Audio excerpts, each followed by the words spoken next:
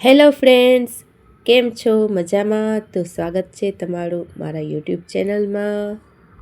તો આજે તમારા માટે હું પાણીપુરીની રેસીપી લઈને આવી છું, જે આપણે લાગે કે બહુ અઘરી છે પાણીપુરી બનાવવાની, કે પોચી રહી જતી હોય, પણ એવું કશું જ નથી.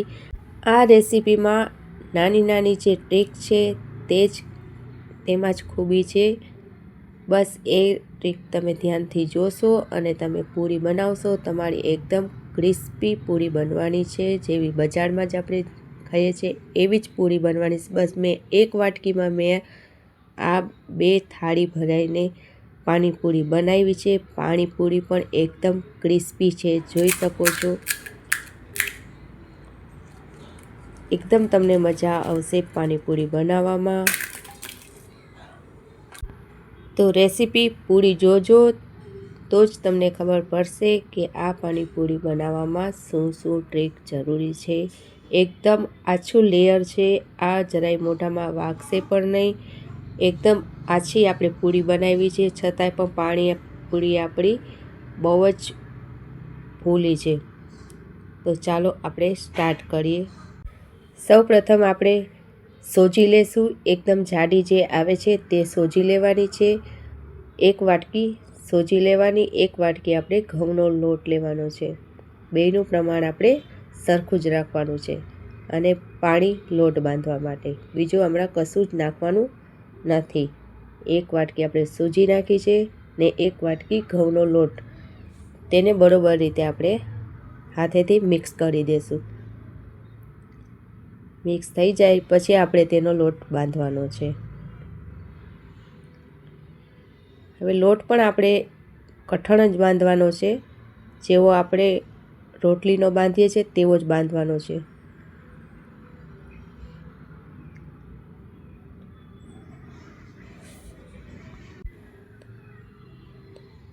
જોઈ શકો છો, થોડું થોડું આપણે પાણી ઉમેરતા જશું અને આપણો લોટ તૈયાર કરી લેશું. લોટ બંધાય તો પણ તેની માથે આપણે થોડું થોડું પાણી ઉમેરવાનું છે. પહેલાં પાણી વધારે ઉમેરવાનું નથી. થોડું થોડું માથે પાણી ઉમેરશું એટલે લોટ આપણો ચીકણો બંધાશે. જે તેમાં ચીકાશ જોઈએ પાણીપુરીમાં, એ ચીકાશ માથે પાણી ઉમેરવાથી જ આવશે. હવે ચીકણો લોટ બંધાઈ જાય પછી જ આપણે, ભલે ભીનો લોટ હોય છતાં પણ આપણે તેમાં વાટકો કે ગમે એ આપણે કપડું કે ઢાંકીને આપણે 10 મિનિટ સુધી રહેવા દઈશું. 10 મિનિટ થાય પછી આપણે તેને પાછો મસળવાનો છે.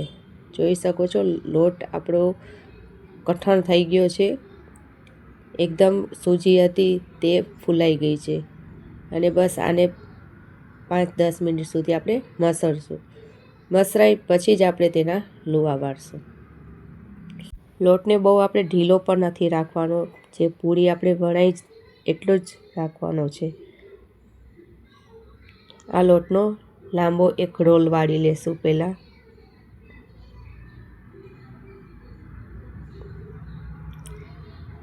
જોઈ શકો છો, આવી રીતના રોલ વાળીને નાના નાના લુવા કરશું કે આપણા એક સરખા જ લુવા થાય પાણીપુરીના, એક સરખી જ બને તે માટે. હવે નાના નાના આપણે લુવા વાળી લેશું બધાય. આ વિડીયો તમે પૂરો જોજો. આમાં હજી પણ નાની નાની એવી ટ્રીક છે જે હું તમને કહીશ, તે તમારે ધ્યાન રાખવાનું છે, તો જ તમારી પૂરી બરોબર ક્રિસ્પી ફૂલેલી થશે. બસ આપણા લુવા વળાઈને રેડી થઈ ગયા છે. અને મારા ચેનલ ઉપર ઘણા એવા વિડીયો છે, તમે જરૂરથી જોજો. બસ આપણા લુવા વળાઈને રેડી થઈ ગયા છે. તેમાં બસ આપણે 1 ચમચી જેટલું તેલ ઉમેરવાનું છે. આપણે લોટ બાંધવામાં કે તેલ ઉમેરવાનું નથી. આપણે કંઈ પણ ઉમેરવાનું નથી. બસ પાણીથી જ લોટ બાંધવાનો છે. ને લુવા વળાઈ જાય એટલે ત્યારબાદ જ આપણે તેમાં ચમચી તેલ ઉમેરવાનું છે. અને બસ હાથેથી પ્રેસ કરશું એટલે આપણા લુવા તૈયાર થઈ જશે. એકદમ છૂટા પડી જાય ને બધેમાં તેલ લાગી જાય થોડું થોડું, એવી રીતના જ આપણે કરવાનું છે. હવે એક કોથળાનો જોઈ શકો છો, ઘઉંનો અથવા ચોખાનો જે કોથળો આવે છે એ આપણે લેવાનો છે. તેમાં જ બરોબર રીતે આપણે પૂરી થશે. તેમાં આપણે પૂરી વણી લેશું. જોઈ શકો છો એકદમ પતલી પૂરી વણી છે, એકદમ પતલી છે. આવી જ આપણે પૂરી વણવાની છે. જોઈ શકો છો તે જ રીતે આપણે બધી પૂરી આપણે વણી લેશું. એકદમ પતલી જ રાખવાની છે, બહુ જાડી રાખવાની નથી. જાડી રાખશો તો પણ આપણી પૂરી તો બરોબર જ થશે, પણ થોડીક જાડી થશે. અને આ પતલી કરશો તો આપણે મોઢામાં વાગશે પણ નહીં ને એકદમ ફરસી પૂરી બનશે. આવી જ રીતના આપણે બધી પૂરી વણી લેવાની છે.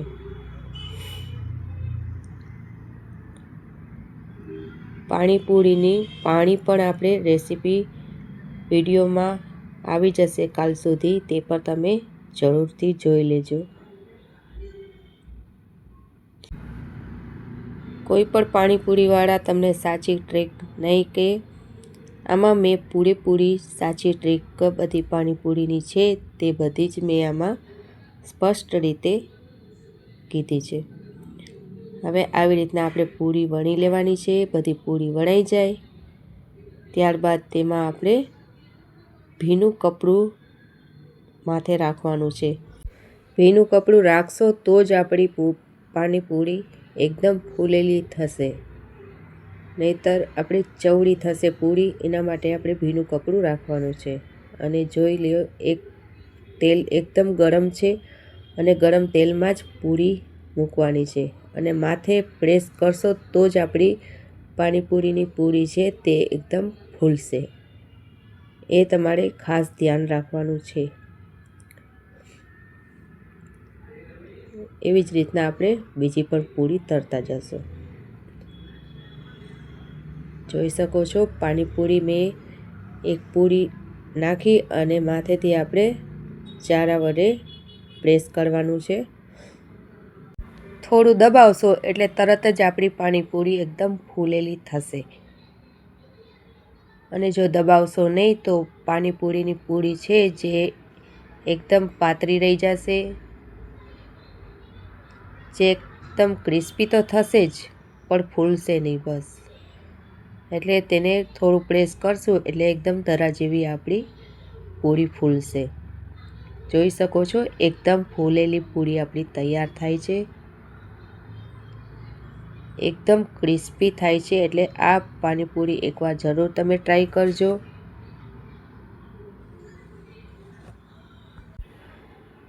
બસ અડધી કલાકમાં જ મેં આ પૂરી તૈયાર કરી લીધી છે, વણી પણ લીધી છે અને તળી પણ લીધી છે. એટલે અડધી કલાક લાગે છે આપણી પાણીપુરી તૈયાર થતાં. ડબ્બો ભરાઈને આપણી પાણીપુરી રેડી થઈ જાય છે. તો હવે તમે બજારે પાણીપુરી ખાવાનું મૂકી દેજો અને ઘરે જ બનાવજો. અને પાણીપુરીના પાણીની પણ રેસીપી તમે જોઈ લેજો. હું ખાટું, મીઠું, ગળ્યું અને તીખું પાણી આમાં રેસીપી આવી જશે, તે પણ તમે જરૂરથી જોઈ લેજો. જોઈ શકો છો આપણી પાણીપુરી એકદમ ફૂલે છે. બસ થોડુંક પ્રેસ કરવાની જ જરૂર છે એટલે પૂરી ફૂલશે જ. 100% ગેરંટી છે, એકદમ ક્રિસ્પી બનશે. આ રીતે જો પાણીપુરી તમારી બની તો ક્યારે પણ પાણીપુરીની પૂરી છે એ પોચી રહેશે નહીં. અને આપણી બસ 2 વાટકી આપણે લીધો તો એમાં આપણે 2 થાળી ભરાઈને પાણીપુરી રેડી થઈ ગઈ છે. જોઈ શકો છો એકદમ પાણીપુરીની પૂરી છે ફૂલેલી અને એકદમ ક્રિસ્પી બની છે. જો તમને મારો આ વિડીયો સરસ લાગ્યો હોય તો લાઈક શેર જરૂર કરજો. ને તમે મારા ચેનલ ઉપર નવા હો તો ફોલો કરી લેજો, જેથી કરીને મારી રેસીપી તમારા સુધી જલ્દી પહોંચે. અને મારી પાણીપુરી એકદમ ક્રિસ્પી બને છે, 100% ગેરંટીવાળી છે. એટલે તમે જરૂરથી જ ટ્રાય કરજો.